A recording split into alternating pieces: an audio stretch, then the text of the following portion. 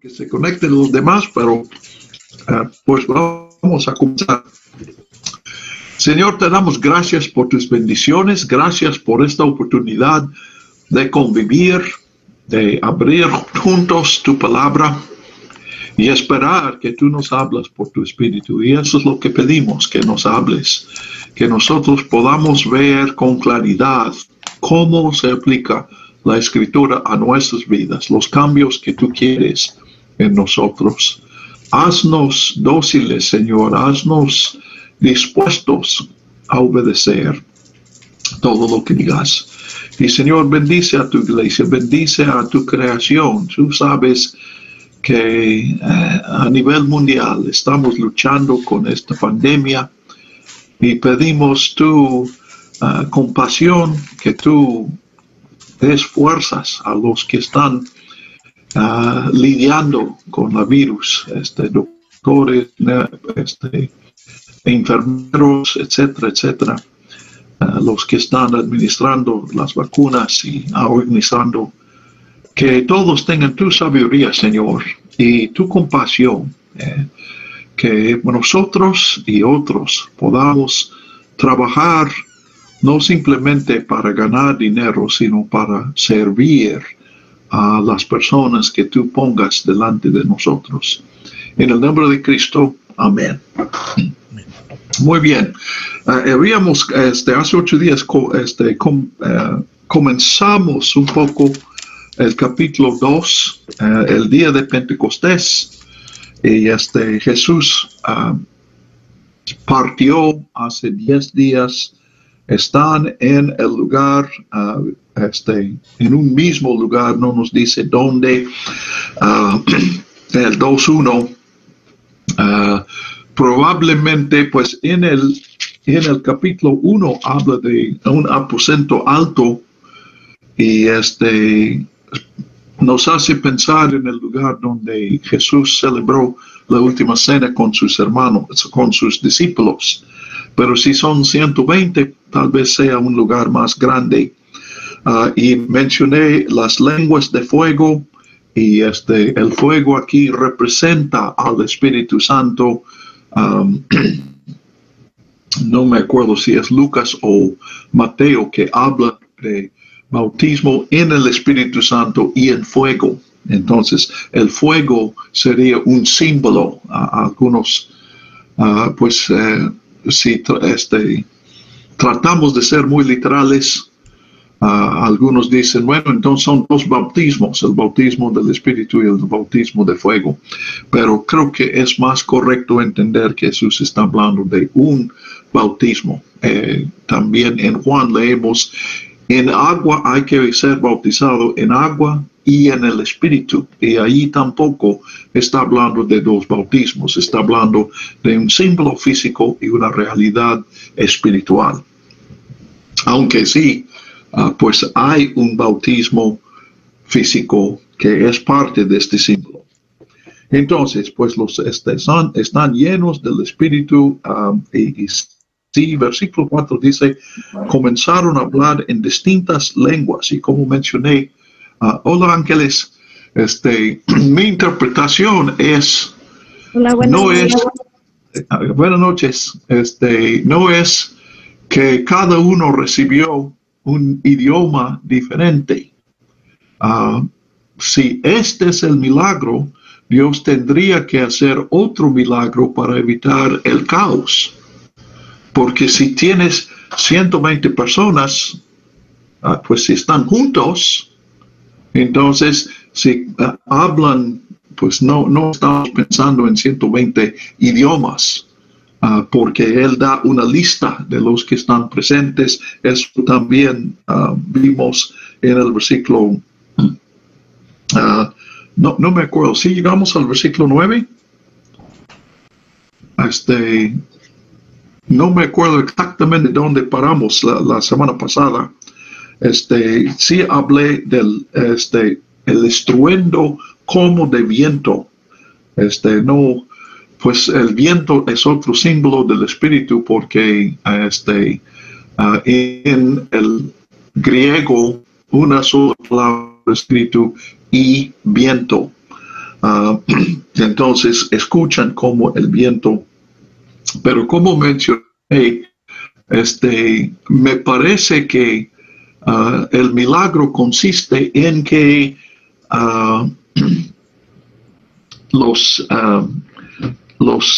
que han recibido el Espíritu hablan probablemente en su propio idioma, pero los que escuchan su idioma.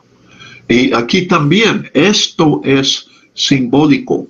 Aquí también literalistas y especialmente se encuentra eso entre pentecostales. O yo he leído, yo no sé si es actual, pero en el pasado, inclusive he leído historias de misioneros que fueron a las misiones confiando que Dios le iba a dar el don del idioma que iban a hablar allí. También hace unos años escuché una historia de uno que habló en lenguas y una persona que estaba presente dijo que conocía un idioma chino y dijo que estaban hablando ese idioma. Yo no cuestiono la experiencia y yo sé que la Biblia habla de hablar en lenguas. En realidad, afuera de este pasaje aquí, se da por entendido que no se entiende. Son idiomas extáticos. Y especialmente Pablo en Romanos, en 1 Corintios 12, cuando habla de idiomas, de hablar en lenguas, está claro que es un idioma que nadie puede entender, solamente se puede entender por la inspiración del mismo Espíritu. Entonces, aquí lo que tenemos es un símbolo. Yo creo que sí sucedió algo en ese día, pero se recuerda y queda en hechos, porque este es el símbolo de la expansión del Evangelio. El libro de Hechos presenta al Evangelio tumbando barreras. Y una de estas barreras es la distancia y el versículo clave, 1:8. Recibirán poder cuando haya venido sobre ustedes el Espíritu y me serán testigos en Jerusalén, en Judea, toda Judea y Samaria y hasta al fin de la tierra. Entonces aquí vemos que se va a superar la barrera de geografía. Pues aquí, personas que vienen de distintos lugares y tienen distintos idiomas, tenemos la barrera del idioma y la barrera de la cultura, que aún podríamos pensar es una sola barrera, dos aspectos de una barrera, o mejor dicho, el idioma es un aspecto de la cultura, pero no la única.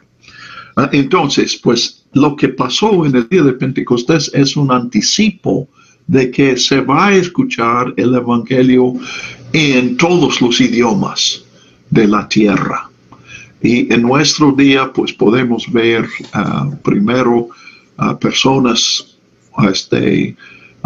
adorando a Dios y cantando a Dios y orando a Dios en distintos idiomas, tal vez 200 o 300, tal vez 500, la verdad no sé cuántos cada domingo. También la traducción de las escrituras,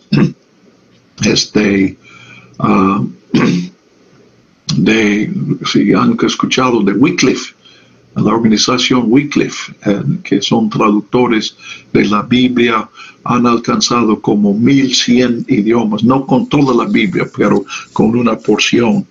Entonces, pues yo también, cuando Dios me llamó a México, no me dio por milagro un entendimiento del español. Probablemente me pueden escuchar hasta hoy y darse cuenta que Dios no me dio ese idioma, pero sino como dice mi nieto, que es mexicano, aunque siempre ha vivido en Estados Unidos, pero cuando tenía tal vez 8 años, yo visité a su escuela y me presentó con su maestra y dijo: este es mi abuelo, él también habla español, pero él tuvo que aprender. Y sí tuve que aprender con muchas luchas. Un día yo recogí a un hombre, las hermanas de la iglesia estaban evangelizando, y un hombre dijo: pues yo voy al culto, pero tengo quebrada la pierna, entonces necesito un ride. Entonces me mandaron a mí porque tenía el único coche en la iglesia. Y pues de hecho yo tenía en México tal vez 3 meses para aquel entonces. Y yo le pregunté: ¿y dónde quebró usted la pierna? Él dijo: en el trabajo. Ah, sí, pues ¿dónde trabaja usted? En el Holiday Inn. Ah, sí, ¿y qué hace ahí? Pues yo soy cantinero. Bueno, esa fue una palabra nueva para mí. Yo no conocía la palabra cantinero, pero sí conocía la palabra cantar. Y le dije: oh, pues qué interesante, ha de ser un trabajo muy interesante el de un cantinero. Bueno, todos tenemos nuestras anécdotas de aprender el español. Y a lo mejor tú has conocido, yo he conocido a algunos gringos que nunca llegan a conocer tanto español siquiera para darse cuenta de sus errores. Pero entonces aquí pues es el indicio que Dios quiere que el evangelio se predique en todos los idiomas. Ahora, mi concepto aquí, y ustedes pueden ver, pues de hecho es lo que hacemos con una narrativa. Una narrativa especialmente de literatura, no pretende dar todos los detalles. Cuando uno está entreteniendo, estoy haciendo una diferencia entre un libro de historia, como nosotros conocemos hoy, que quiere describir de una manera objetiva a un evento. Pues eso no es lo que tenemos en la Biblia. Evidentemente son hechos históricos, pero están incluidos para tener un efecto en nuestra vida. Entonces, pues esta es la disciplina de escribir ficción. Entonces, en la Biblia sería entre ficción e historia, porque sí, el autor no está sintiendo la misma, que yo no entiendo que el autor sienta la libertad de inventar un ser que no es histórico, como encontramos en la ficción histórica o ficción de la historia. Entonces, a lo que voy es que tú puedes armar esta historia de una manera distinta a mi manera.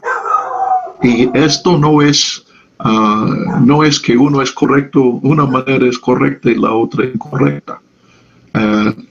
Puedes ver lo que Lucas dice, y por ejemplo, yo entiendo aquí que la gente se acerca porque están escuchando su propio idioma. Entonces, pues quieren decir, pues, ¿de qué se trata? Porque en Jerusalén nunca habían escuchado eso, salvo con su propia familia, que había venido con ellos para vivir en Jerusalén. Pero cuando se reúnen y Pedro habla en este capítulo, yo no entiendo que cada quien escuche a Pedro en un idioma distinto. Yo creo que Pedro está predicando en un idioma que todos entenderían, que probablemente fuera el arameo, el idioma que se llama arameo. En Jerusalén, no es muy seguro que todos hablen el griego, pero y también, pues Pedro no fue experto en el griego, pero probablemente él habló en arameo aquí. Entonces, pues tenemos su discurso. Los discursos de Hechos son una clave de la interpretación. Lucas nos da los eventos, pero los discursos, y pueden ver que esta es una característica de Hechos, es discursos más o menos extendidos y explica los eventos que estamos viendo. Aquí tenemos lo que podríamos suponer el primer sermón cristiano en boca de Pedro. En el capítulo, en el capítulo 3, Pedro vuelve a hablar, pero es mucho más breve. Probablemente aquí yo no entiendo que podamos concluir que en una ocasión Pedro habló más, en otra ocasión menos. Pues de hecho, lo que leemos aquí en el capítulo 2, yo creo que podemos leer en voz alta en 5 o 6 minutos. Y dudo mucho que el sermón duró solamente 5 o 6 minutos. ¿Saben cuál es el criterio de un sermón largo y un sermón corto? Para mí es un sermón largo, un sermón corto es cuando yo predico. Un sermón largo es cuando otro está predicando. Cirugía mayor, cirugía menor. Entonces, pues vamos a examinar eso.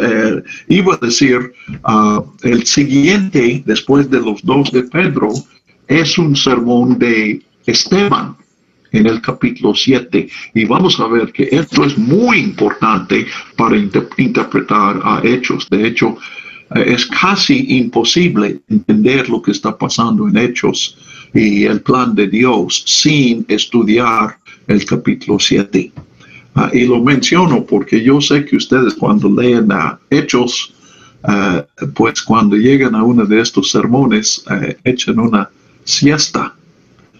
Pero vamos a analizar estos. También en el capítulo 13 tenemos lo que pues no sería el primer sermón de Pablo, pero es un ejemplo de un sermón que Pablo predica. Muy bien, entonces pues vamos a ver el primero aquí. Primero, antes de que hable Pedro en los versículos 12 y 13, todos están confundidos aquí. Entonces, algunos dicen,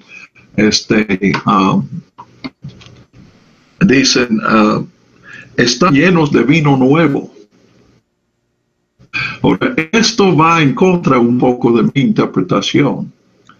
Porque si todos están escuchando palabras que entienden, que es lo que yo estoy interpretando, si el milagro está en el oído, entonces no escucharían una confusión. Entonces, si están escuchando idiomas que otros entienden, pero esta persona no entiende, podemos entender que parece ser un balbucear. Y dice, bueno, es que están borrachos. Y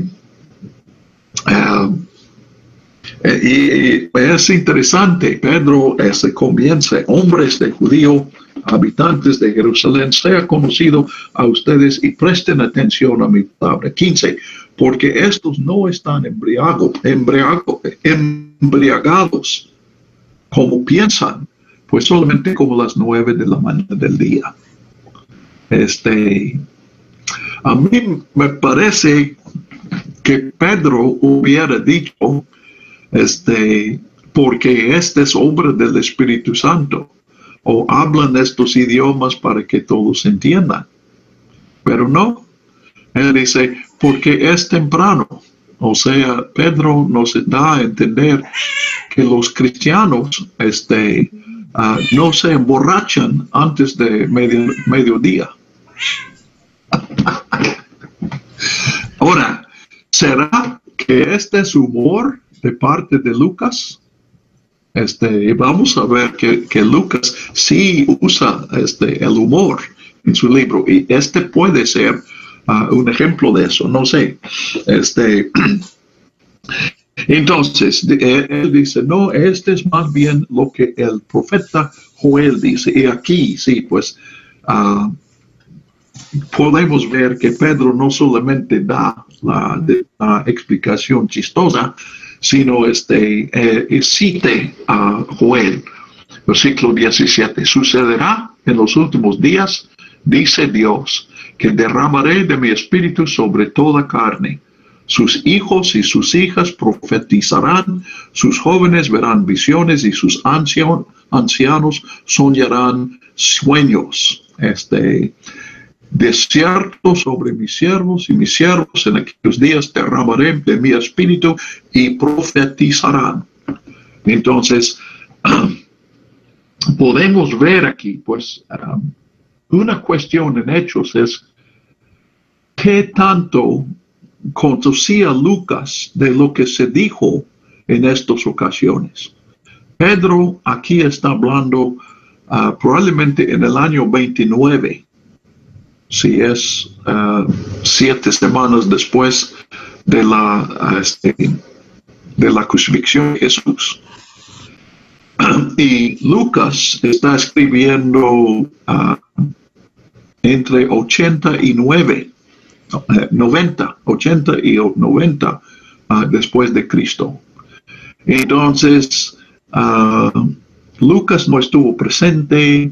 Lucas hizo investigaciones, como dijo en los primeros versículos, pero yo creo que Lucas no está reconstruyendo lo que Pedro dijo simplemente con un interés histórico de saber qué es lo que pasó, sino que nos está hablando a nosotros cuando, especialmente el versículo 18, yo creo que es clave.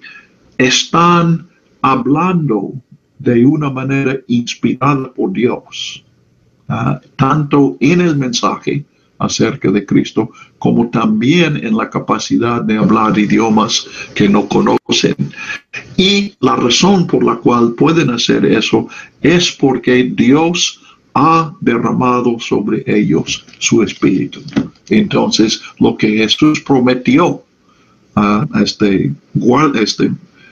esperen en Jerusalén hasta que reciban el don de Dios, que es el Espíritu. Entonces el Espíritu ha venido sobre ellos y con ese poder están predicando y el Espíritu está obrando en los corazones de los que escuchan, porque vamos a ver que se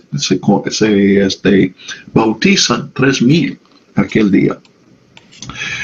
Entonces el sol, pues 20 y 21, el sol se convertirá en tinieblas y la luna en sangre antes de que venga el día del Señor grande y glorioso, y sucederá que todo aquel que invoque el nombre del Señor será salvo.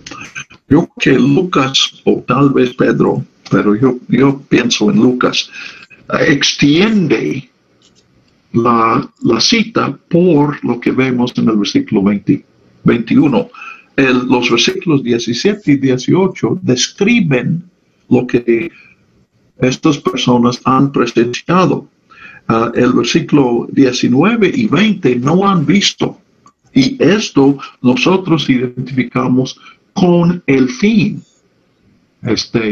Ahora Lucas entiende que hay bastante tiempo entre la primera venida de Jesús y la segunda venida. En el día de Pentecostés, la mejor evidencia que tenemos es que los cristianos estaban pensando que Jesús iba a regresar dentro de unos días o unas semanas o cuando mucho unos meses. Y en el Nuevo Testamento podemos observar la evidencia de que la iglesia tenía que ajustar su esperanza para ajustarse a lo que se llama el retraso de la parusia. ¿Saben por qué lo llamamos el retraso de la parusia? Es para que personas como ustedes se presionen con lo mucho que hemos aprendido. Si dices algo que entienden, nadie sabe que tienes doctorado. Pero si dices el retraso de la parusia, nadie entiende lo que estás diciendo. Pero dicen, oh, pues el hermano sí conoce.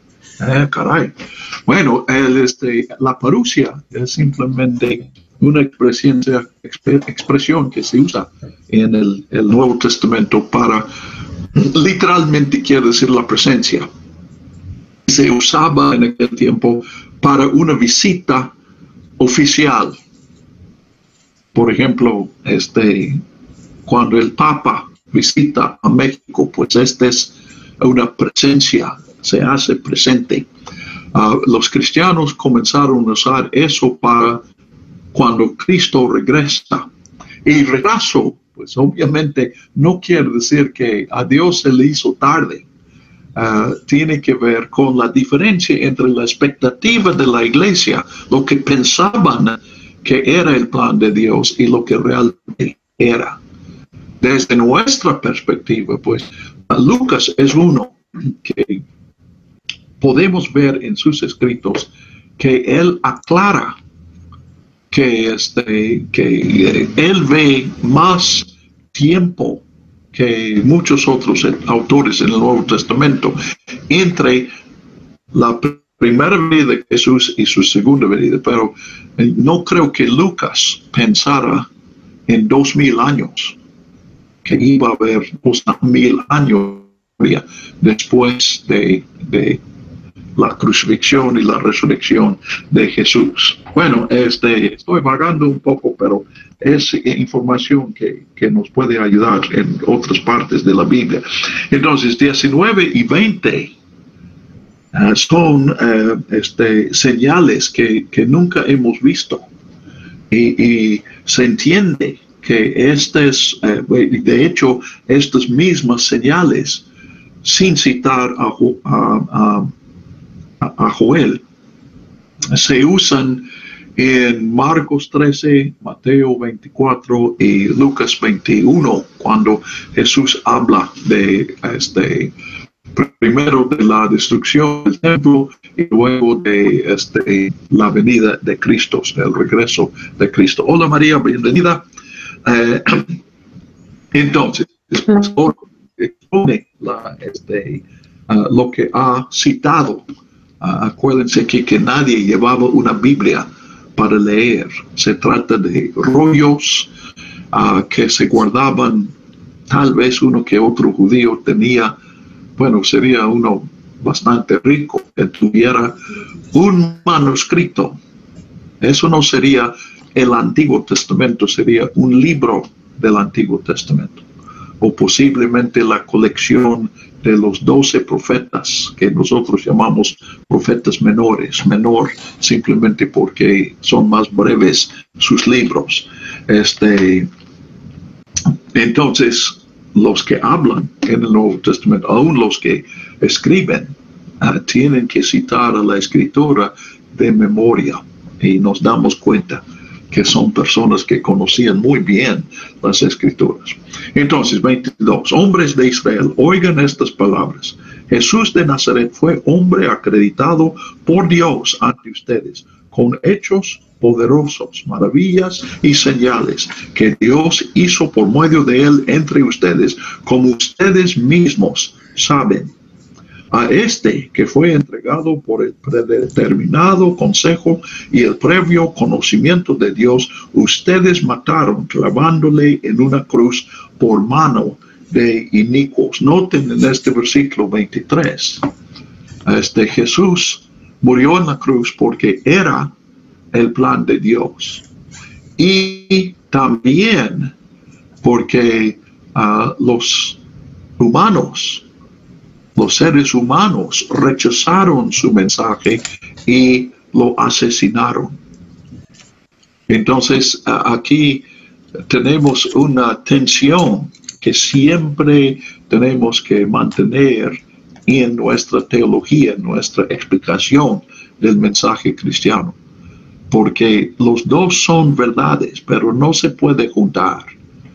Lógicamente, si Dios decidió eso, entonces los que mataron a Jesús están haciendo la voluntad de Dios y no tienen culpa.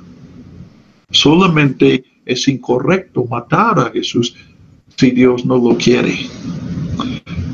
Pero no podemos resolver esa tensión. Por eso yo hablo constantemente de contradicciones en la Biblia. Porque nosotros pensamos que ser fiel a Dios es resolver problemas como este y explicar cómo puede ser voluntad de Dios y también una decisión culpable del hombre. Pues cuando hacemos esa armonización, ya no estamos sometiéndonos a la palabra de Dios. ¿Okay? Entonces, pues luego, versículo 24, él, Dios, le resucitó, habiendo desatado los dolores de la muerte, puesto que era imposible que él quedara detenido bajo su dominio. Y luego también cita la Biblia para comprobar eso, que Jesús tenía que resucitar, y cita un salmo, el Salmo 16. Veía al Señor siempre delante de mí, porque está a mi derecha, para que yo no sea sacudido. Por tanto, se alegró mi corazón y se gozó mi lengua, y aún mi cuerpo descansará en esperanza.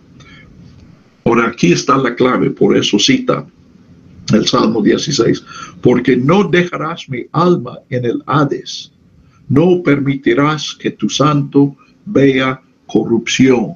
Me has hecho conocer los caminos de la vida, y me llenarás de alegría con tu presencia. Entonces, pues, él cita aquí, Pedro está entendiendo que en el salmo, que el que compone el salmo es David, y que esta es la experiencia de David. Nosotros hoy, los que estudian los salmos, se dan cuenta que hay salmos que reflejan una situación siglos después de la vida de David. Y aún piensan que no todos los que vienen del tiempo de David son de David. De hecho, la expresión que se da, pues no en los salmos mismos, pero se pusieron unos títulos. Ustedes cuando leen los salmos pueden ver que muchos de los salmos tienen un título antes del versículo 1.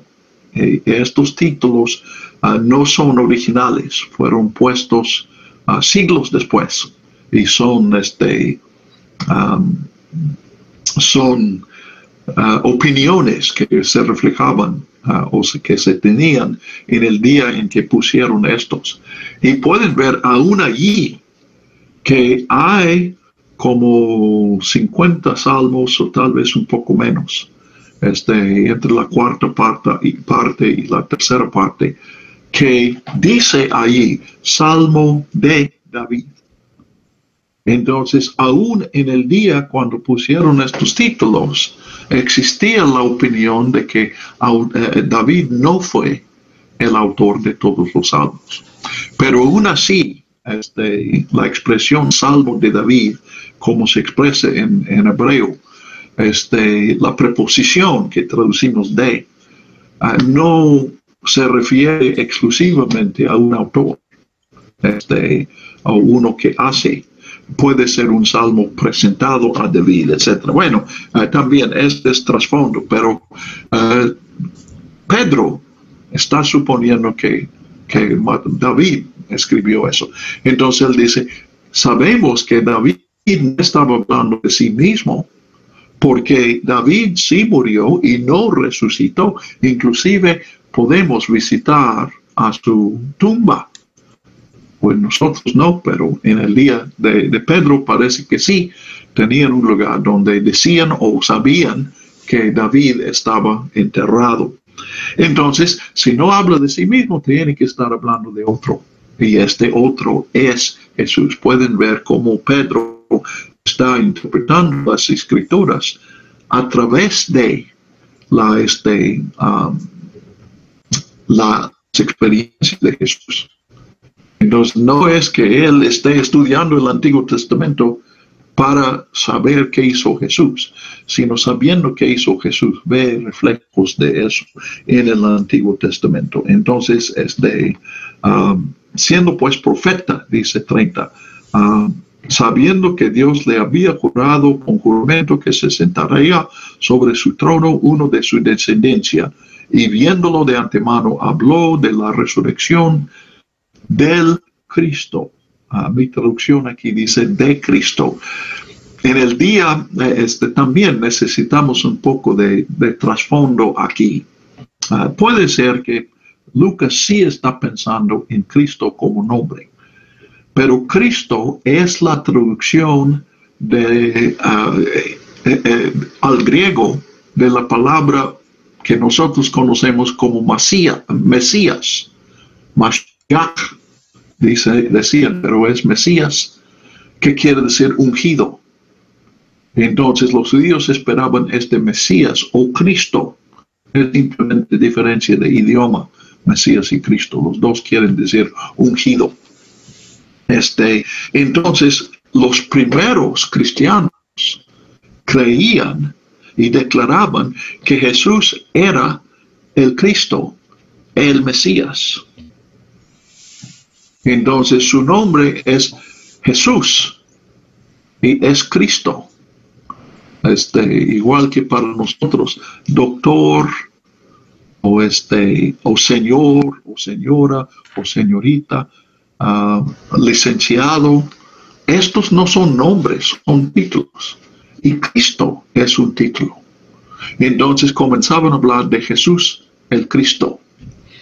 Cuando entran gentiles en la iglesia, especialmente, puede ser que no es tan nítido como yo estoy diciendo, pero en general los gentiles que entran en la iglesia, los primeros gentiles escucharon el evangelio en la sinagoga y conocían algo de la doctrina de los judíos y las escrituras de los judíos. Pero pronto otros escucharon en las calles, en las plazas, en el mercado, el evangelio. Entonces, cuando escuchaban Jesús el Cristo, ellos pensaban en dos nombres, como muchos romanos tenían dos nombres. Entonces Jesús Cristo. Entonces, pues aquí, yo creo que sí, aquí en 2:31, no se está usando Cristo como nombre, pero podemos ver que sí llegaron a hablar y pueden igual decir como nosotros todavía. Podemos decir Jesús, podemos decir Jesucristo o podemos decir Cristo. Y normalmente no es una diferencia, son simplemente tres maneras de identificar a la misma persona. Entonces, yo creo que aquí Pedro está declarando la resurrección del Mesías. Entonces, si Jesús resucita, esta es una evidencia de que es Él el cumplimiento de la esperanza, la promesa de Dios, de un Mesías descendiente de David. Entonces, que no fue abandonado en el Hades, ni su cuerpo vio corrección. Entonces, 32, a este Jesús lo resucitó Dios. Pueden ver lo que digo. 31 dice, el Mesías va a resucitar. La escritura dice.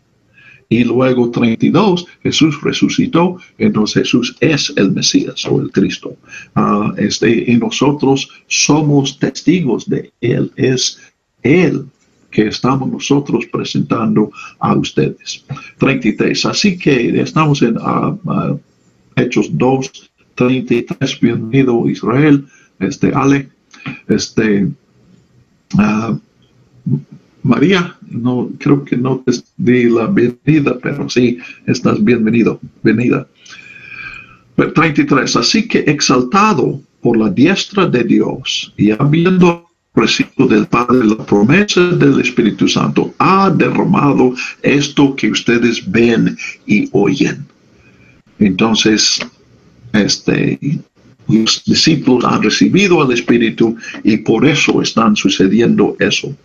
Porque David no subió a los cielos, pero él mismo dice, el Señor dijo a mi Señor, siéntate a mi diestra hasta que ponga a tus enemigos por estrado de tus pies. Puedes ver varios salmos aquí que él aplica a Jesús. Este es uno de los más citados. Bueno, uno versículos, o realmente son dos versículos aquí, 34 y 35. Salmo 110, 1 o 1 y 2 es uno de los 2 o 3 pasajes, textos del Antiguo Testamento más citados en el Nuevo. 36. Sepa con certidumbre toda la casa de Israel que a este mismo Jesús, a quienes ustedes crucificaron, Dios le ha hecho Señor y Cristo. Característica de la predicación en Jerusalén es este contraste. El veredicto del pueblo. Jesús es maldito, debe morir. El veredicto de Dios. Él merece vida y Dios le da vida aún después de que los hombres ejercen su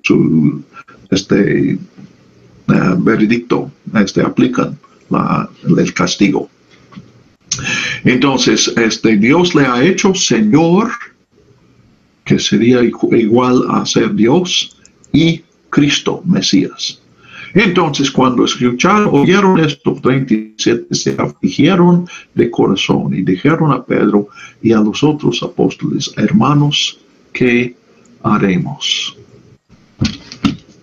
Los que predicamos aquí, tal vez tenemos varios que hayan predicado en alguna ocasión, otros que tal vez en alguna ocasión sí van a predicar, como Eunice, sabemos que a veces puedes decir las mismas palabras, pues hay dos diferencias. Una es que, y yo estoy hablando de mi propia experiencia, hay momentos en que uno tiene sus propias fuerzas y está hablando con hombres, con otros seres humanos. Pero hay otras ocasiones en que uno tiene una unción especial de Dios. Y aún el predicador puede sentir que la palabra tiene fuerza. También es cierto que a veces el mensaje no tiene ningún resultado. Otras veces hay una respuesta impresionante. Pues en los dos casos, y pueden venir los dos juntos o puede ser distinto. Es posible que el predicador no sienta poder mientras está predicando. Lo mismo cuando uno habla el evangelio a una persona. Obviamente, si hay poder en las palabras, Dios dio esa palabra, ese poder. Pero también es el poder de Dios que obra en los que están escuchando. Entonces, en cierto sentido, no es lo mismo. El Espíritu de una manera ha caído sobre los creyentes. Y noten, cuando ellos estaban unidos, Lucas menciona en el versículo 1 que estaban reunidos, dice, todos reunidos en un mismo lugar. Es un pleonasmo. Si están reunidos, pues están en un lugar. Bueno, o a lo mejor ellos como nosotros se reunieron por Zoom. Pero sabemos que estaban en un lugar, pero él está enfatizando la unidad y el Espíritu viene sobre ellos y ellos predican con poder. Pero en otro sentido, el Espíritu está trabajando en estos que escuchan el mensaje y por eso se sintieron, versículo 37, se afligieron de corazón y dicen, hermanos, ¿qué haremos? Quieren, sienten que están mal y quieren corrección. Entonces Pedro dice palabras aquí también. Pues Lucas, es posible. Yo creo que Lucas no está preocupado tanto para decir exactamente lo que Pedro dijo en aquel día. De hecho, yo creo que no es imposible, Dios puede hacer cualquier cosa. Pero si Lucas habla de investigaciones que él daba, entonces cuando él está en Jerusalén, unos 30 años después de los eventos, es difícil que él encuentre a una persona que estuviera presente en el sermón de Pedro. Y aunque encuentre 2 o 3 o 4 que estuvieron presentes y escucharon a Pedro, estos serían personas que luego escucharon a Pedro muchas otras veces.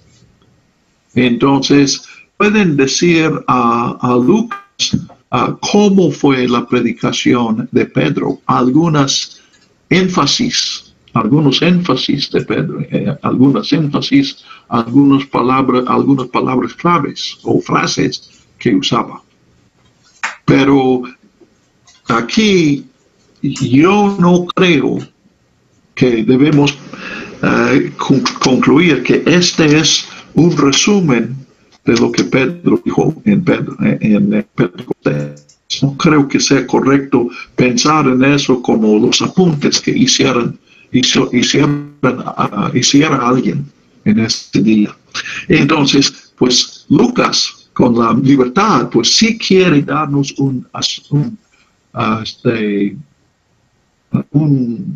una muestra de la predicación de Pedro. Y sí, cuando estudiamos los discursos, podemos ver que son distintos.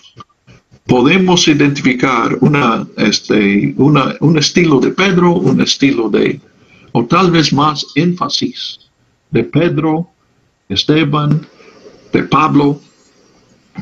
Pues básicamente estos son los cristianos a quienes escuchamos en Hechos. Y tenemos palabras de otras figuras también.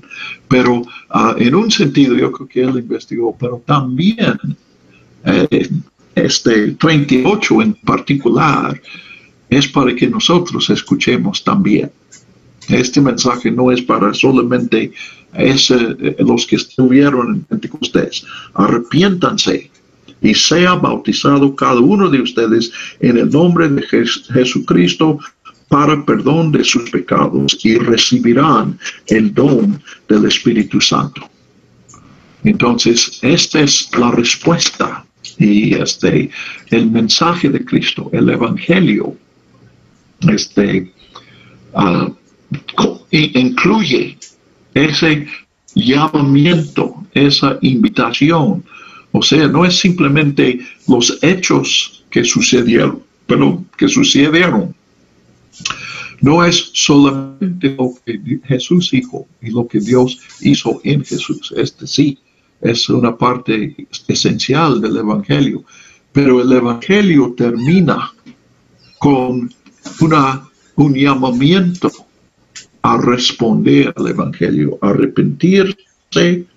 El arrepentimiento se expresa en bautismo. Entendemos, pues yo creo que él está hablando de que la correspondencia, nosotros nos arrepentimos y Dios perdona los pecados, y especialmente Jesús murió para perdonar los pecados. Y noten, en ese momento viene el Espíritu Santo. Otra vez,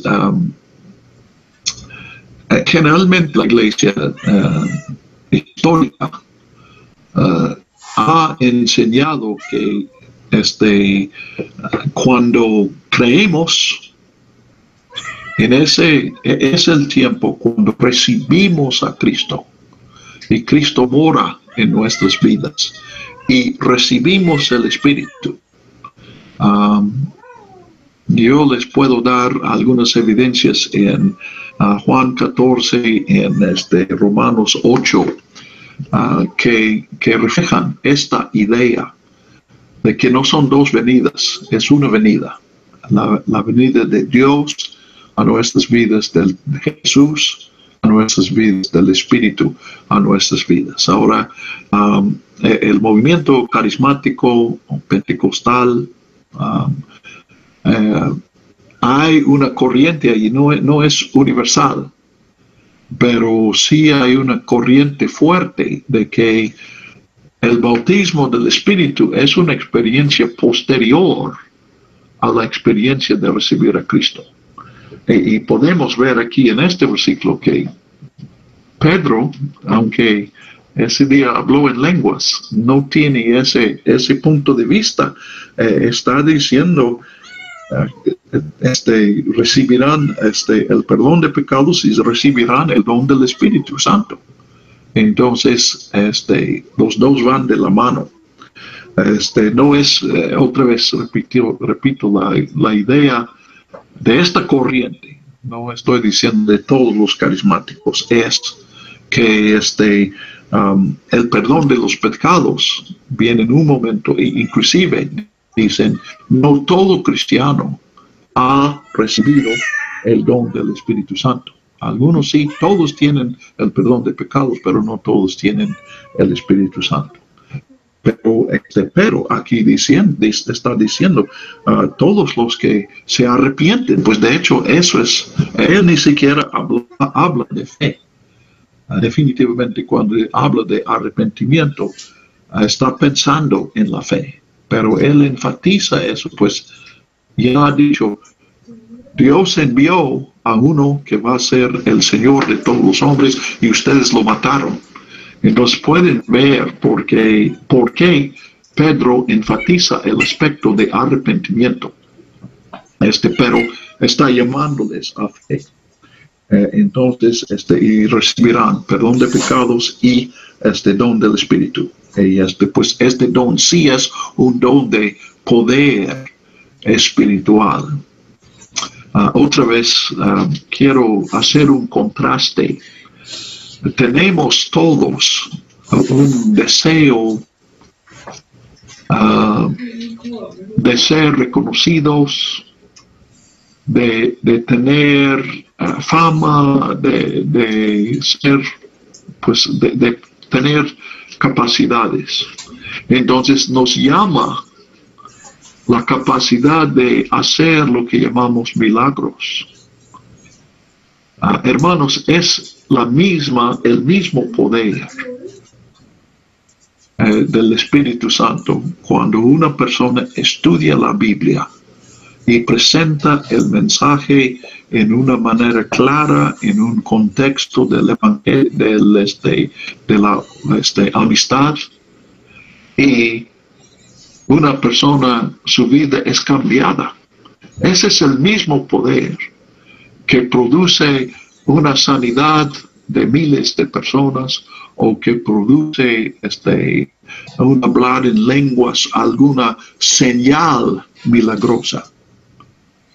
Entonces, lo importante es el poder que realiza el poder de Dios, la voluntad de Dios.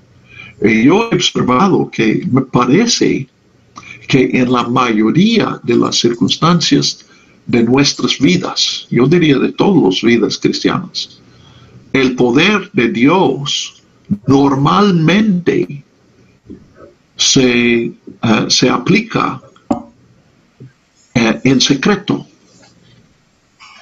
O sea, lo que se puede observar es, bueno, el hermano preparó bien su sermón, el hermano sí leyó y entendió la escritura y lo puso muy claro. Y vidas son cambiadas. Pero lo que cambia las vidas es el poder del Espíritu Santo. Entonces no percibimos allí, nosotros decimos, oh, pues cuando es un ignorante que dice la verdad sin haber estudiado, decimos, oh, este es un milagro. Hermanos, es el mismo milagro. En nuestro día, Dios va a conquistar a la COVID. Pero, pues de hecho yo no he escuchado ni una historia de una sanidad milagrosa de una persona con COVID. Pero sí hay científicos que han producido una vacuna. Ese es un milagro. Y se hizo en un solo año porque Dios quiere sanarnos. Entonces, cuando vas al médico y el médico encuentra tu problema y te sanas, es el poder de Dios. Si es un evangelista que te impone manos y te sanas, pues también es el poder de Dios. Pero, acuérdense del ministerio de Jesús, especialmente en la versión de Marcos, es más marcado. En otros vemos lo mismo, pero en Marcos, especialmente, Jesús prefiere hacer sus milagros en privado, casi en secreto. Y dice constantemente a los que sanan, no digas a nadie lo que yo hice. Entonces, no estoy diciendo que Dios no esté presente en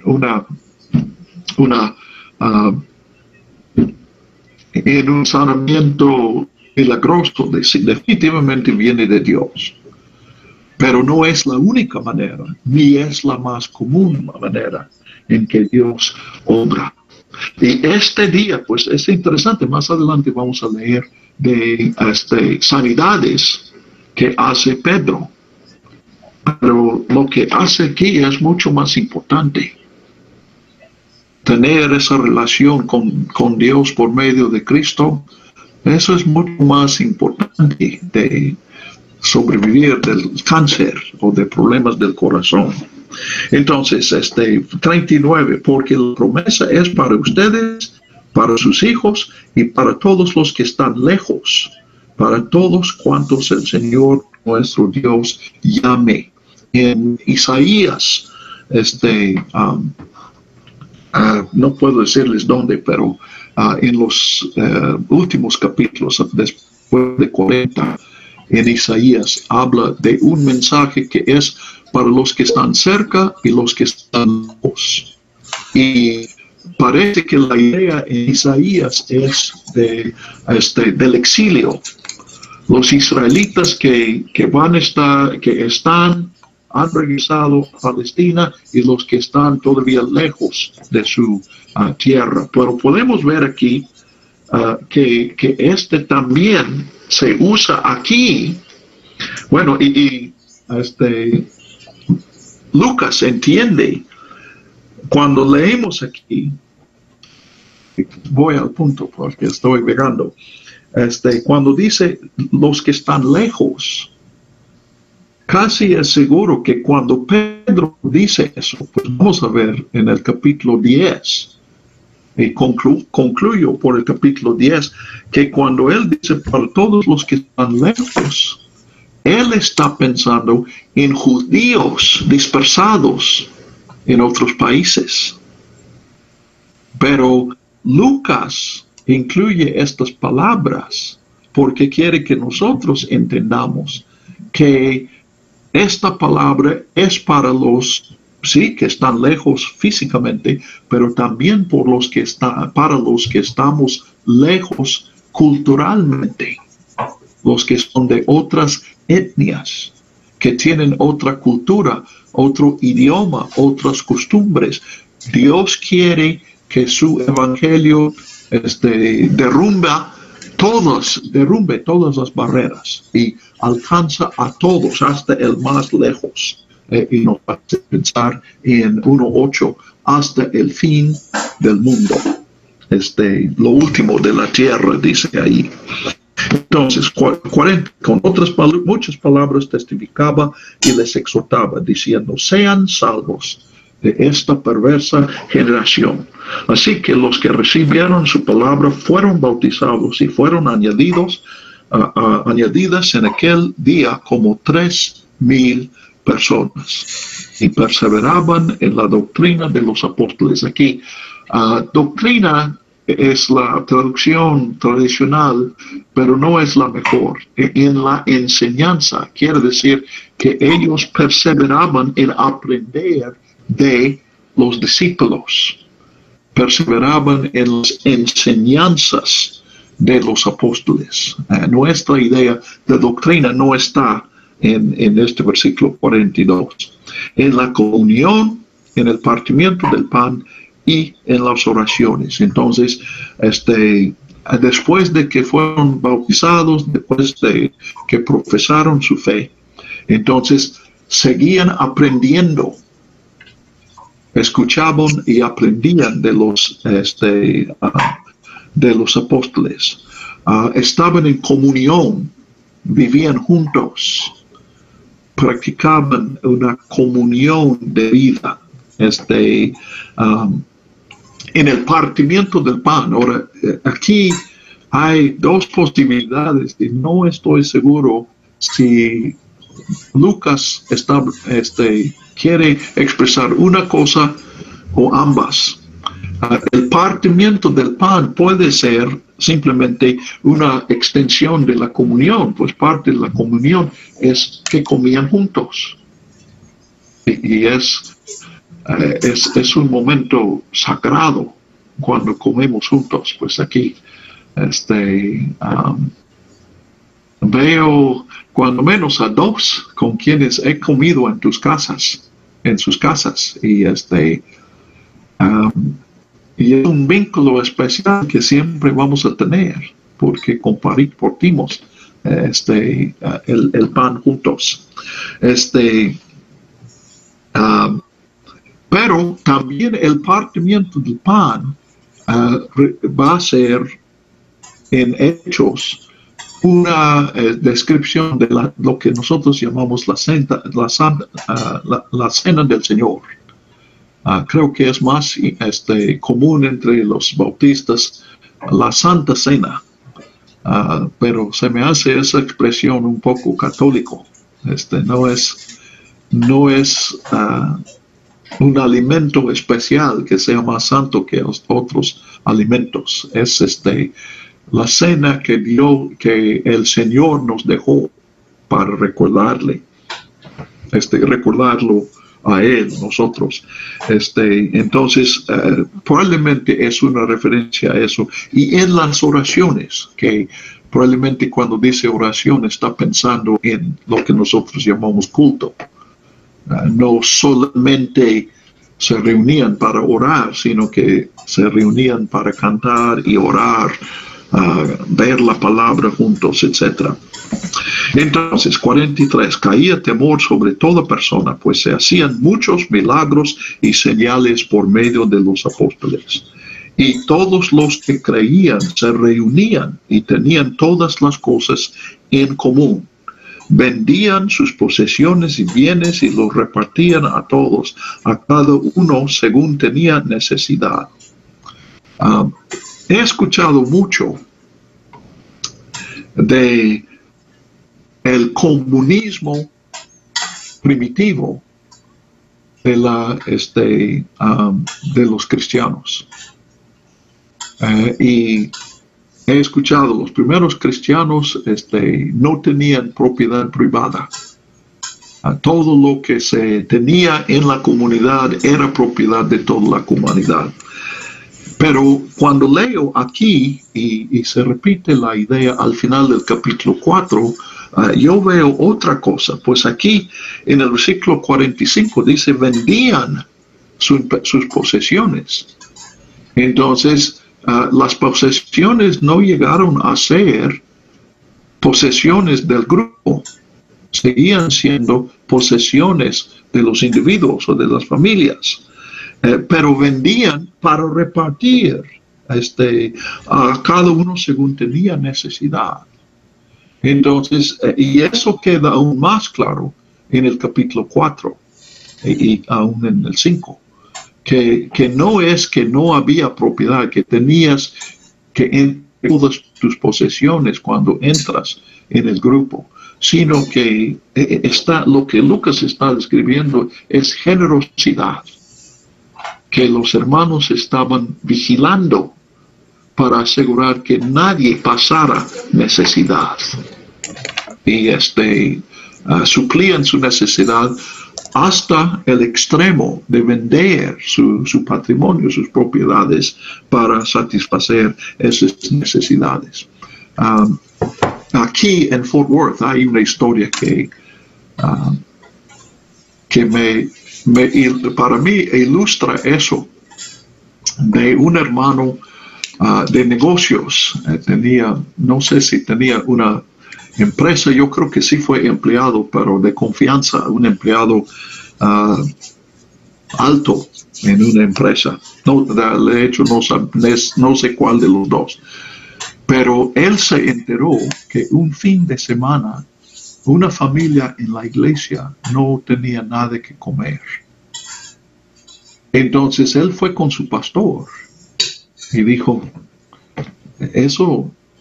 la iglesia debe proveer esas necesidades.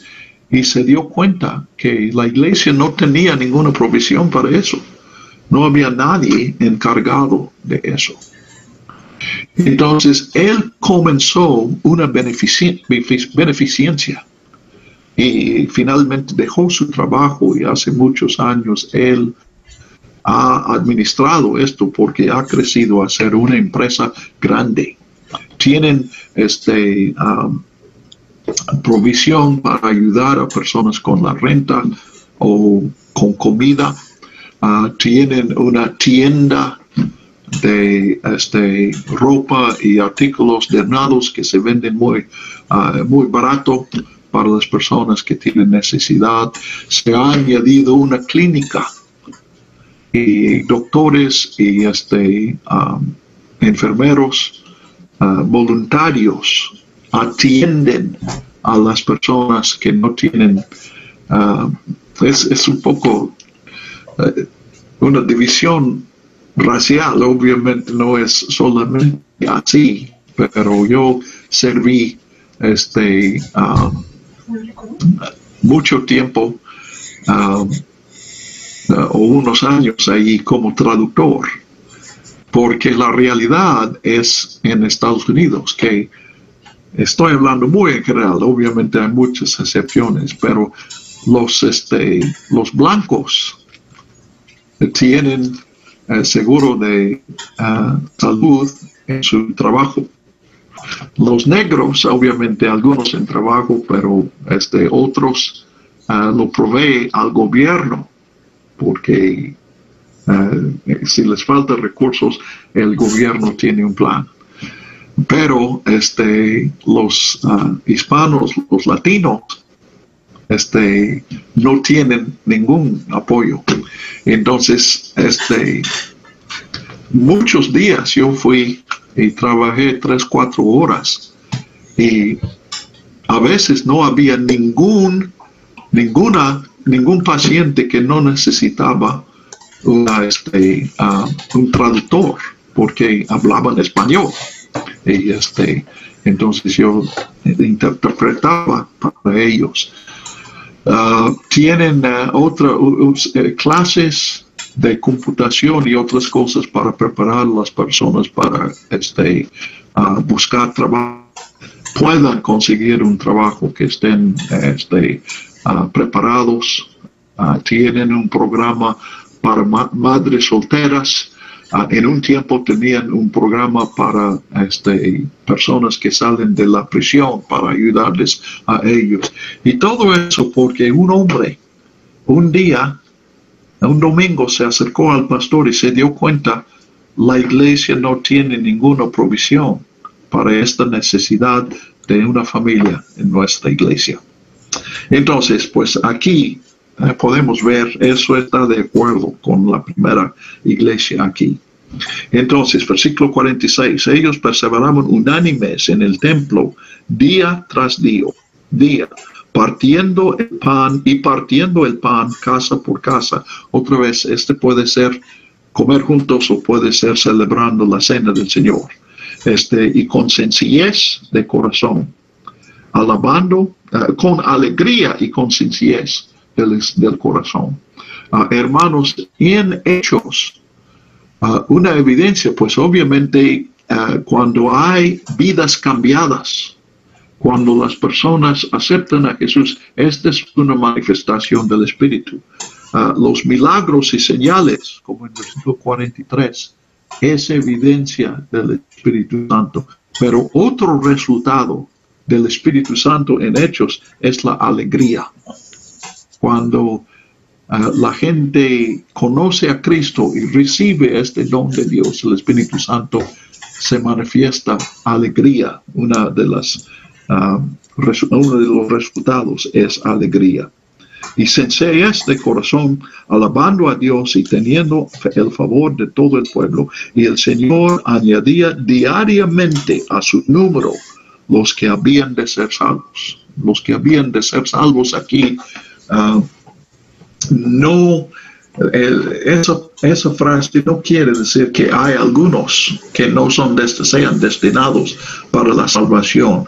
Él incluye esta frase para recordarnos que la salvación es una iniciativa de Dios. No es algo que nosotros decidamos. Aunque parte de esta transformación en nuestra vida sí es una decisión de nuestra parte. Y por lo tanto, pues ya las decisiones de nuestra vida, todas las decisiones de nuestra vida, cambian cuando venimos a Cristo. Pero venimos a Cristo por la disposición de Dios. Entonces, los que habían de ser salvos, quiere decir los que Dios destinó para la salvación, que finalmente somos todos. ¿Ok? Hago una pausa porque llegamos al final del capítulo para ver si hay una pregunta o un comentario. Hola, Ismael, no te había dado la bienvenida. Mari, supongo que todavía estás ahí. Aunque no veo tu cara, solamente tu corazón.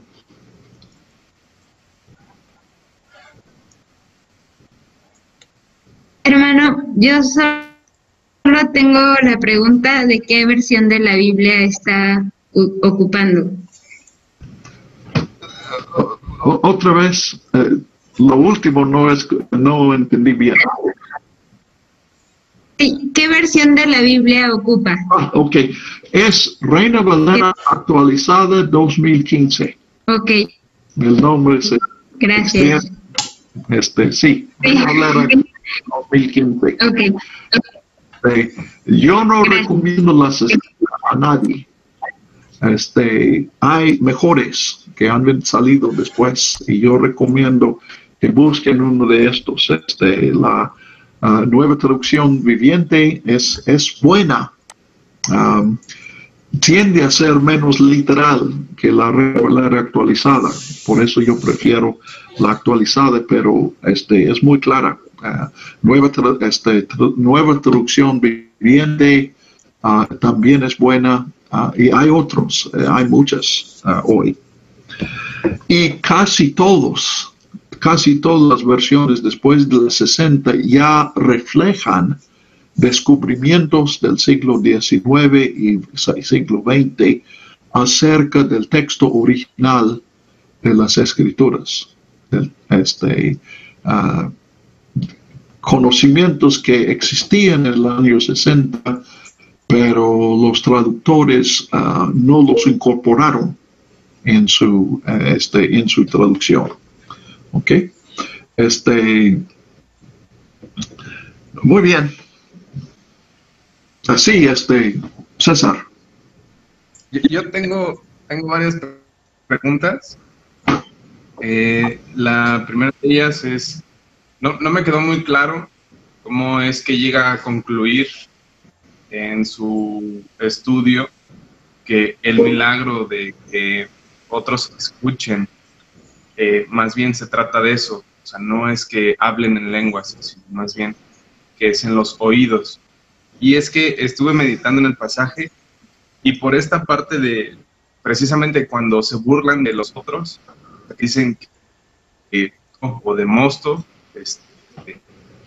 básicamente digo, bueno, si no se burlaran, yo pensaría que sí se trata más de los oídos de otros, porque el mismo pasaje está hablando de que escuchaban más bien hablarlos en sus idiomas.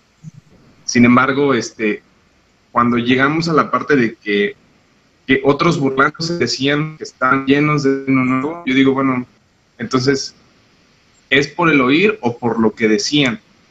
Entonces ya no entendí bien cómo se incluyó. Excelente pregunta. Esta es una hipótesis mía. No estoy diciendo que esto quede clara en la Escritura. Pero básicamente, lo que yo estoy pensando, si aquí hay mínimo 3,000 personas, tal vez 5,000, tal vez 6,000, se convirtieron todos los que escucharon a Pedro, pues yo creo que es más probable que no fueron todos, cuando menos en ese momento. Cuando menos nosotros jamás hemos visto una manifestación así del Espíritu. Pero vamos a decir, eran mínimo 3,000 personas que están tan cerca que sí pueden escuchar lo que está pasando. Y tienes 120 hablando en 10 idiomas. ¿Qué es lo que escuchas? No escuchas que uno de los 120 está hablando tu idioma, o que 10 de los 120 están hablando tu idioma. Por eso es la razón principal, porque yo sospecho que tenía que ser un milagro del oído.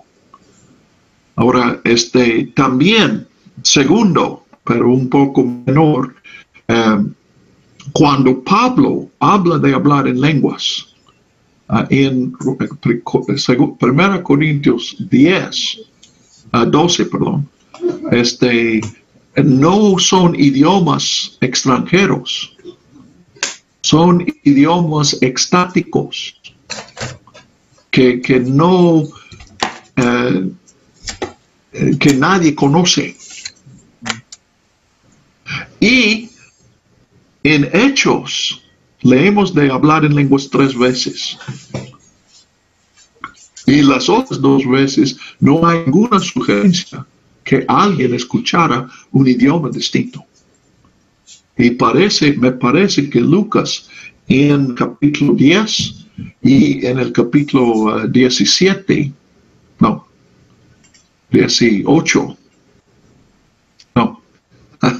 19, es la otra vez que tenemos hablar en lenguas, es 10 y 19, parece que Lucas está hablando de lo que Pablo menciona.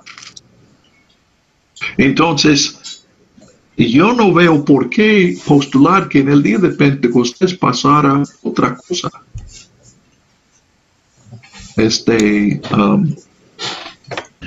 Entonces, déjeme ver otra vez qué es lo que dice. Porque incluso el versículo 11, sí, les vamos a hablar en nuestros propios idiomas los grandes hechos de Dios. Eso es. O sea, sí, adelante. Sí, es que ahí, por ejemplo, sí habla sobre que están escuchando, que otras personas están hablando, básicamente su propio idioma. Sí. Entonces, yo entiendo que más bien el tumulto de ser tantas personas, lo que hace es que se escuche más bien un ruido y sea todo confuso. Y que al final diga, bueno, pues, parece más una fiesta que necesariamente un momento de revelación. Sí, y yo estoy pensando lo mismo. Entonces yo creo que el Espíritu les da el entendimiento a cada uno. Entonces en el versículo 4, cuando dice que hablaron en distintas lenguas, nosotros tenemos la idea de los idiomas del versículo 9. Pero en el resto del Nuevo Testamento, distintas lenguas son lenguas extáticas. Son lenguas que en efecto no son lenguas. Es un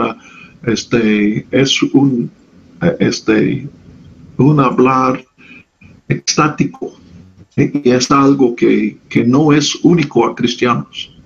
Otros grupos también han visto ese fenómeno. Y se considera un fenómeno psicológico. ¿Ok? Entonces, sí, yo estoy tomando el versículo 4 como lo que nosotros consideramos o conocemos hoy como hablar en lenguas. Y en el versículo 11 está este milagro de oído que digo. Okay. No es la única manera de entender aquí, pero es la que yo he escogido. ¿Y cuál fue el segundo que dijiste? El segundo, tengo la ligera impresión de que al final de este capítulo, donde todos tienen las cosas en común, me hace pensar mucho en lo que pasó con la Torre de Babel. Fue justo antes de que iniciara la persecución y antes de que Esteban terminara como mártir. Mi pregunta es si quizá hay algún tipo de paralelismo con la Torre de Babel, ya que había muchas cosas en común, como en la Torre de Babel había un solo idioma y básicamente Dios había dado el mandamiento de que se dispersaran, pero en Hechos estamos viendo de que existe la intención de Dios de que se alcancen a otras naciones, a otras comunidades. Y por eso es que me da la impresión si hay un paralelismo con la Torre de Babel en Génesis.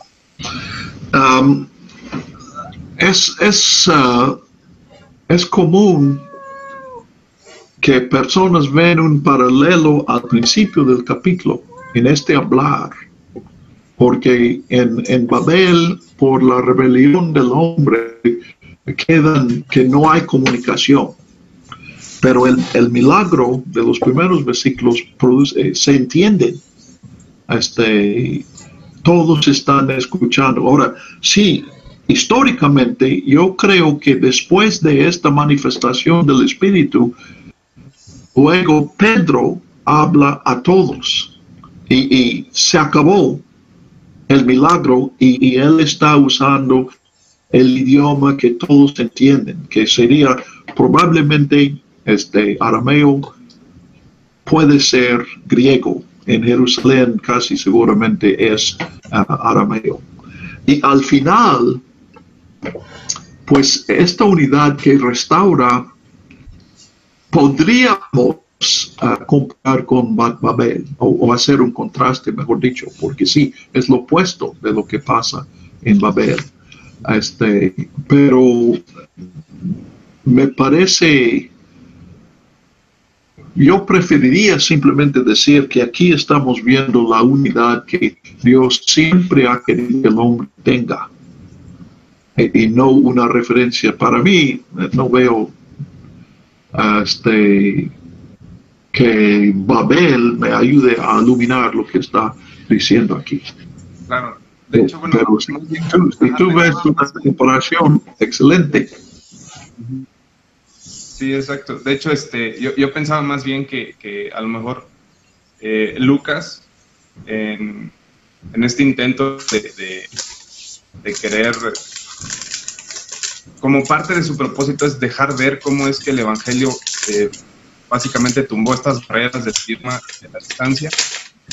A lo mejor tomó inspiración, que no necesariamente quisiera hacer un contraste o un paralelismo, sino más bien se inspiró en esta historia de la Torre de Babel para poder plantear pues esta narrativa. Sí. Pero, al final, o sea, no necesariamente tiene que ser, ¿no? Que sea algo que me ayude a poder interpretar este momento, sino más bien, quizá, mi pregunta va más por ahí. Lo que puedo contestar es que yo no veo que Lucas deja un indicio de que él esté pensando en Babel, pero definitivamente está en ese área de ideas. Entonces sí está muy cerca de eso. Si le preguntaras a Lucas, mi opinión es el que él diría, pues yo no estaba pensando precisamente en eso, pero veo por qué tú ves una relación. Porque sí, Babel es lo que se supera. Bueno, es una manifestación de lo que se supera cuando Cristo viene. Y es esta unidad de toda la humanidad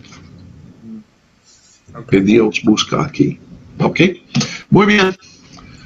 Pues vamos al capítulo 3 entonces. Pedro y Juan van al templo. Pueden ver aquí, Lucas enfatiza que la iglesia, el primer lugar donde se reunía la iglesia era en el templo en Jerusalén. Lucas está enfatizando de que el cristianismo no se formó, no fue formado por personas que salieron del judaísmo. Ellos se consideraban que seguían siendo judíos y que Jesús es el cumplimiento de la fe de los judíos. Entonces él enfatiza mucho, se reunían, hacían sus reuniones diarias en el templo.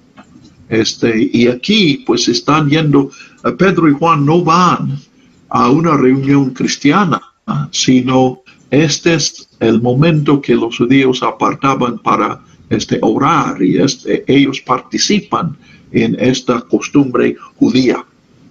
Entonces, pues encuentra ahí un hombre cojo, nació cojo, inclusive menciona la puerta por el cual entraron la hermosa. Alguien seguramente se acordaba de eso y le dijo a Lucas. Es muy probable que Lucas jamás, bueno, no es cierto, estaba diciendo mal.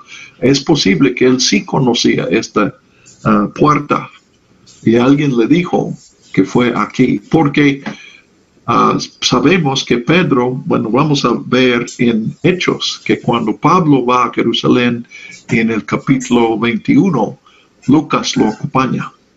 Entonces, visitó el templo, eso sería por el año 60 o tal vez 58. Entonces el templo todavía estaba allí, fue destruido en el año 70. Entonces, Pedro y Juan se fijan en este hombre y yo pienso como uno de dos, cuando vemos a una persona que está pidiendo limosna, o le damos limosna o tratamos de tratarlo como si no estuviera allí, precisamente porque si lo saludas, pues te va a querer, y si no tienes para dar, pues mejor no te fijas. Pero Pedro y Juan, y especialmente Pedro, se fijan en él. Y ¿qué está viendo Pedro se fijó en él en el versículo 4. Entonces él pide de todos, pero ellos se paran y se fijan en él. Y Pedro le dice, míranos. Y él les prestaba atención porque se esperaba recibir algo de ellos. 3:5. Pero Pedro le dijo, no tengo ni plata ni oro. Entonces yo veo un instante aquí donde este hombre piensa, bueno, si no tienen nada, vayan al templo y quítense de enfrente de mí para que yo pida a los que sí tienen algo que darme. Pero Pedro sigue hablando y dice, pero lo que tengo sí te doy. Y lo que tiene es la sanidad. En el nombre de Jesucristo de Nazaret, levántate y anda. Entonces el hombre obedece a medias, porque sí se levantó, pero no andó. brincaba, corría, danzaba, pero no andó. O no anduvo. Por este mismo gozo aquí estamos viendo pues más que gozo, un hombre, una emoción que le domina. Entonces Pedro lo levanta con la mano y de un salto, versículo 8, se puso de pie. Y sí dice aquí que empezó a caminar, pero no caminó mucho, porque está caminando, saltando y alabando a Dios. Y pues obviamente entonces toda la gente se interesa en eso. Él está haciendo tanto ruido que todos prestan atención y el hombre está declarando lo que le ha pasado. Y esos son personas que probablemente muchos de ellos habían entrado por la misma puerta y lo vieron. Y es más, probablemente lo habían visto muchos días y lo reconocieron. Entonces, pues el milagro atrae a una multitud. Y cuando Pedro ve que la gente se reúne, él entiende que se están reuniendo para escuchar su sermón. Entonces, tiene que predicar. Entonces, el versículo 11, como él se asió de Pedro y Juan, toda la gente atónita concurrió apresuradamente a ellos en el pórtico llamado de Salomón. Entonces, Pedro, voy a resumir más aquí. ¿Por qué se maravillan en lo que está pasando? Es el Dios, nuestro Dios, Dios de Abraham, Isaac y Jacob, el Dios de nuestros padres. Los primeros tres términos vienen de Éxodo. Es lo que Dios dice cuando aparece a Moisés en la zarza ardiente. Dice: yo soy el Dios de Abraham, de Isaac y de Jacob. Y Dios ha glorificado a su siervo Jesús. No me acuerdo, creo que en la 60 también dice siervo Jesús en el versículo 13. Hay versiones que dicen su hijo Jesús. La palabra sí tiene el sentido hijo, pero no es el término que se usa, pues de hecho aquí en las únicas veces que se usa esta palabra de Jesús son aquí en Hechos 2, esta y uno más adelante. Y probablemente aquí la palabra también significa siervo. Entonces, piensan que Lucas quiere que pensemos en el siervo de Dios que encontramos en Isaías a partir del 42 hasta 50 y tanto. 53 es la porción más conocida, pero hay 4 o 5 que hablan del siervo.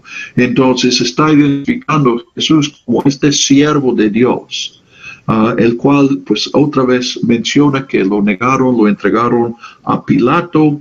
Ustedes negaron al santo y justo 14, mataron al autor de la vida, pero en el 15, otra vez, al cual Dios lo ha resucitado de los muertos. Entonces, el mismo tema que tenemos en 2.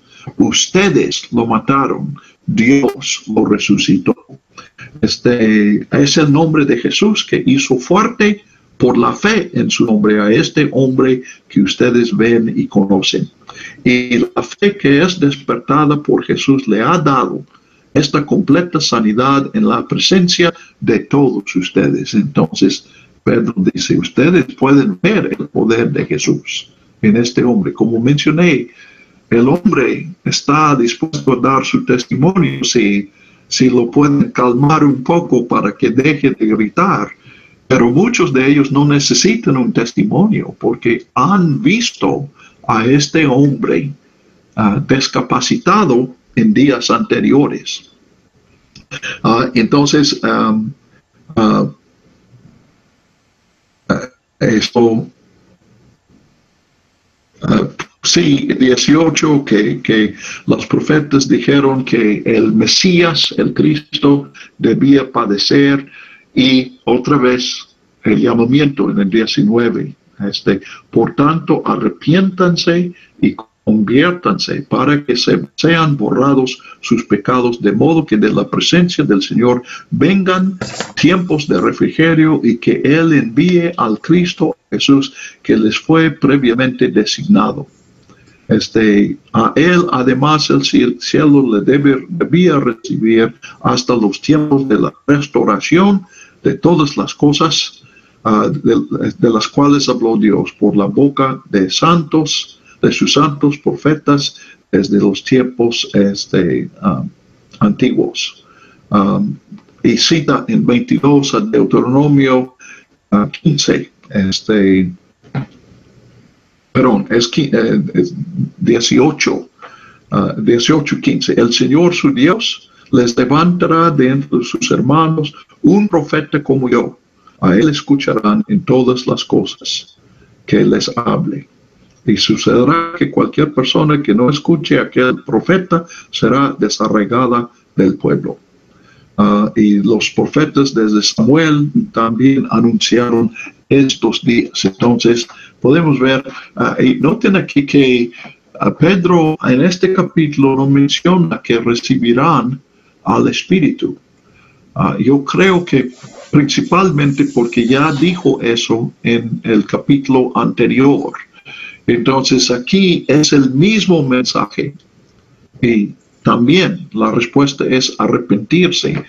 Pero Lucas, pues esta es una técnica para la repetición. Un autor no repite todas las palabras, repite lo suficiente para que uno entienda que es lo mismo. En este sentido, que es caso, es el mismo llamamiento, y en base del mismo mensaje de Jesús. Pero se ponen ideas aquí que no se pusieron en el capítulo 2, y eso también para el lector, somos más activos cuando hay nueva información junto con la antigua. Por ejemplo, aquí que Jesús es el siervo, repite que Jesús es el Mesías, pero también es el siervo del Señor, y también es el profeta como Moisés.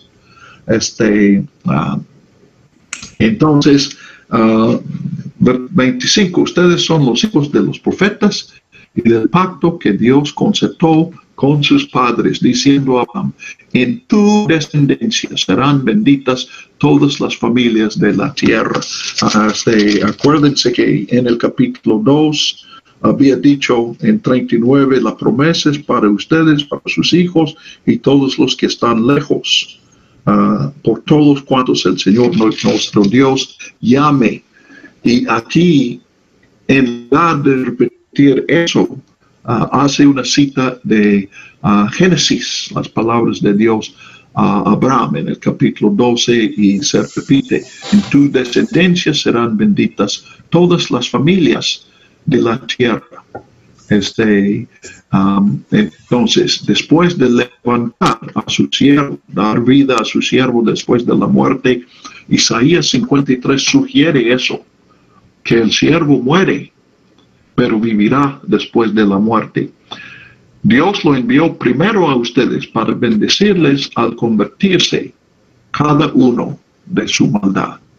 Ahora, especialmente en esta nota que vimos antes, y aquí la expresión todas las familias de la tierra, que viene de Génesis. Ahora, un ejemplo aquí, yo no estoy dándoles una interpretación que es la mejor o la más correcta de estos versículos, pero quiero ilustrarles cómo interpretan los más picudos.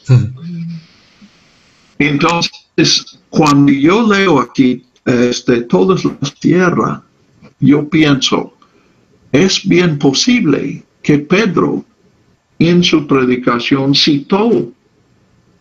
citara a la historia de Abraham. Y probablemente esta frase, o tal vez la frase completa, la promesa de tierra, descendencia y bendición. Pero la frase todas las familias de la tierra, cuando seguimos leyendo a Hechos, no tenemos ningún indicio de que Pedro entendiera que el mensaje de Cristo fue para todas las familias de la tierra, o sea, específicamente para personas que no fueran judíos. E inclusive, vamos a ver en el capítulo 10, cuando Dios lo manda a la casa de gentiles, a una casa de gentiles, a la casa de Cornelio, él comienza su sermón con un insulto. Él dice, una casa como esta, para hablar a personas como ustedes, yo jamás haría eso. Pero Dios me obligó a venir, entonces aquí estoy. El Espíritu Santo tuvo que trabajar duro aquel día. Entonces, todas las familias de la tierra, Lucas pone en boca de Pedro el mensaje que él quiere comunicar a nosotros, la imagen que él tiene de un evangelio que tiene que romper el judaísmo para llegar a todas las familias de la tierra. Entonces, uno de dos, yo concluyo que probablemente o no usó esta frase y Lucas la pone en su boca, o segundo, que usó la frase pero no con el sentido que Lucas le va a dar. Entonces, aún aquí, después de levantar a su siervo, Dios lo envió primero a ustedes. Entonces, ese primero muestra un entendimiento de 1:8. Sí, se radica en Jerusalén, pero luego deben ser testigos alrededor de Jerusalén, Judea y Samaria, y luego hasta lo último de la tierra. Y como digo, Pedro no tenía esa visión. Lucas es gentil, probablemente el único gentil que fuera autor de un libro de la Biblia. Entonces, él es muy sensible y muy agradecido por ese movimiento que el cristianismo salió del judaísmo.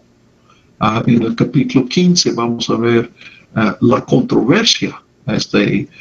Aceptaban los judíos en Jerusalén que un gentil puede aceptar a Jesús y puede recibir a Jesús el perdón de pecados. Pero si eso sucede, entonces el gentil debe cumplir las escrituras y circuncidarse. Y Pablo resiste a eso. Entonces Lucas tiene un entendimiento de eso porque es beneficiario de esa nueva visión. Entonces lo pone aún en la boca de Pedro, cuando él más adelante va a narrar el momento que podemos llamar la conversión de Pedro, cuando Pedro entiende que el evangelio de veras es para todos. ¿Ok? Ahora, entonces, mientras ellos estaban hablando al pueblo, llegaron los sacerdotes, el capitán de la guardia del templo y los saduceos. 4:1. Resentidos de que enseñaran al pueblo, enunciaran en Jesús la resurrección de los muertos. Lucas nos va a decir más adelante por capítulo 24 que los saduceos no creían en la resurrección de los muertos. Los fariseos sí. Ahora, los saduceos es el partido de los bueno, aquí dice saduceos, pero también al principio dice sacerdotes. Esa es casi la misma familia. Los sacerdotes y los saduceos son los sacerdotes, pues la mayoría de los sacerdotes y también los que simpatizan, que aceptan la creencia de los saduceos. Entonces los echan en la cárcel hasta el siguiente, pero, versículo 4, muchos de los que habían oído la palabra creyeron, y el número de los apóstoles, de los hombres, llegó a ser como 5,000. Entonces de 3,000 ahora son 5,000. Y cuando dice hombres, puede ser que él está diciendo 5,000 familias, hombres que creen y por lo tanto traen a sus esposas y sus hijos. Entonces, un crecimiento explosivo. Esta es la última vez que menciona un número, pero habla constantemente del crecimiento. La iglesia tiene que crecer porque la iglesia son los que han respondido al evangelio. Entonces, el poder del Espíritu produce este crecimiento. Entonces, vamos a ver, pues esta es la primera vez, pero constantemente en Hechos, vamos a ver que cuando predica el Evangelio, hay dos resultados: conversiones y persecución. Y lo vemos aquí, pues menciona, de hecho, en el versículo 3 la persecución y en el 4 las conversiones. Vidas son cambiadas. Personas reconocen que es verdad, Jesús es el Hijo de Dios, el enviado de Dios, el ungido de Dios, el siervo de Dios. Y reciben una nueva vida y cambian su comportamiento y su pensamiento. Pero también los que predican sufren. Pablo dice en 2 Timoteo, el que predica el Evangelio va a sufrir. Y Hechos dice lo mismo, pero Hechos lo dice con narrativa, no como un principio, pero podemos ver la aplicación de este principio constantemente. Y este es como una ley. Entonces, hoy obviamente debemos escuchar la segunda parte.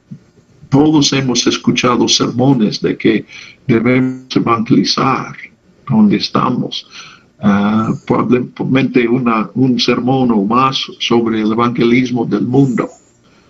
Pero curiosamente es frecuente que no se menciona la persecución en eso. No se menciona el costo personal, pero uno va a sufrir agresión. Y comenzando con Esteban, esa agresión puede terminar la vida del testigo. ¿Okay? Pero esta no es una razón de no predicar el Evangelio. Entonces vamos a ver qué pasó al día siguiente, dentro de 8 días. ¿Alguna pregunta o comentario más?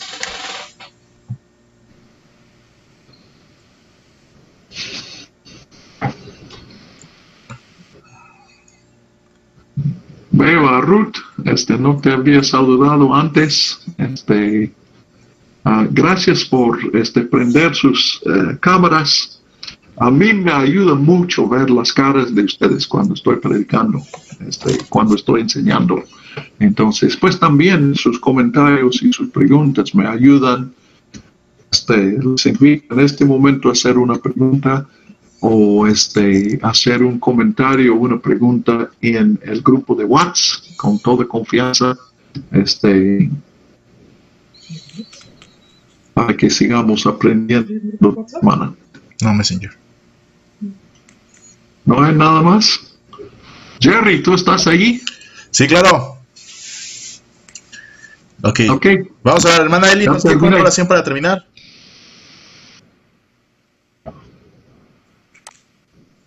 Ok.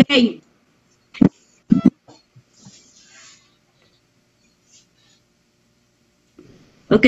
Gracias te damos, Señor Todopoderoso, por tan linda palabra que nos diste hoy. Hoy entendimos, Señor, que cada persona que se convierte es cuando sucede Pentecostés, porque cuando cuando yo me reuní en una iglesia y fui y creí en ti, Señor. Ahí fue lo que pasó para mí, Pentecostés. Yo en ese momento hablaron en mi lengua y entendí, Señor, que tú habías llegado a mi vida. Así que hoy vuelvo a confirmar que tú llegaste a mi vida en el momento adecuado, Señor. Gracias por entender esa lengua, Señor. Gracias por permitirme a mí entender tu palabra, por darme esa luz que necesitaba. Y hoy vuelvo a confirmar que tú eres mi Dios y que mis generaciones te adorarán y creerán en ti por siempre, Señor. Siempre habrá alguien que te adore y que te alabe en mis generaciones, Señor, porque tú eres para siempre, porque tú das vida, Señor, porque tú eres todopoderoso, Señor. Gracias por eso, gracias porque hoy, Señor, tú me vuelves a dar una esperanza, Señor. Te doy gracias por esta palabra, Señor. Bendice, Señor, a los que hoy escucharon, Señor, porque seguramente, Señor, sus vidas cambiarán como cambiaste mi vida, Señor.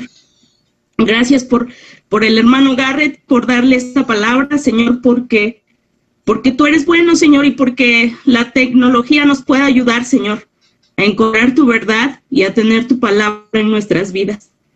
Te bendecimos, te glorificamos, Señor, y ayúdanos a estar en la siguiente reunión, Señor, para entender más de tu palabra y para seguir en ti, Señor, y para tener fe en medio de esta circunstancia, de esta pandemia que estamos pasando, Señor. Gracias por tu palabra el día de hoy, Señor. Gracias, Señor, por llegar a mi vida.